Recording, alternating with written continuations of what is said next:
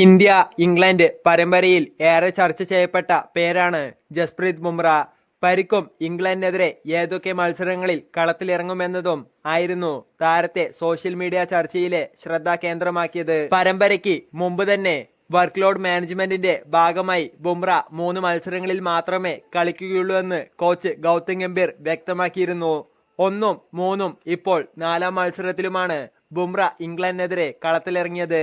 ലീഡ്സിലും ലോർഡ്സിലും 5 വിക്കറ്റുമായി താരം തിളങ്ങിയിരുന്നു.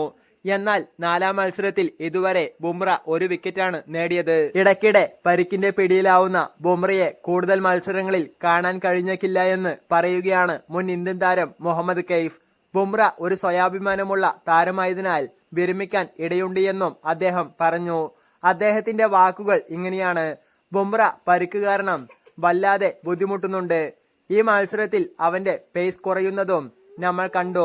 രാജ്യത്തിനായി മികച്ച പ്രകടനം നടത്താനാവില്ലെന്നും വിക്കറ്റുകൾ വീഴ്ത്താനും മത്സരങ്ങൾ ജയിപ്പിക്കാനും കഴിയില്ലെന്ന് അവന് തോന്നിയാൽ കളി അവസാനിപ്പിക്കാൻ സാധ്യതയുണ്ട്. അങ്ങനെയാണ് എനിക്ക് തോന്നുന്നത് എന്ന് കെയ്ഫ് പറഞ്ഞു. 4ാം ടെസ്റ്റിൽ വിക്കറ്റ് വീഴ്ത്തിയെങ്കിലും അത് ബുംറയുടെ മികച്ച പ്രകടനമായിരുന്നില്ല എന്നും കെയ്ഫ് അഭിപ്രായപ്പെട്ടു. ഫിറ്റായ ബുംറ എപ്പോഴും വിക്കറ്റുകൾ നേടാൻ കെൽപ്പുള്ള താരമാണ് എന്നും അദ്ദേഹം കൂട്ടിച്ചേർത്തു.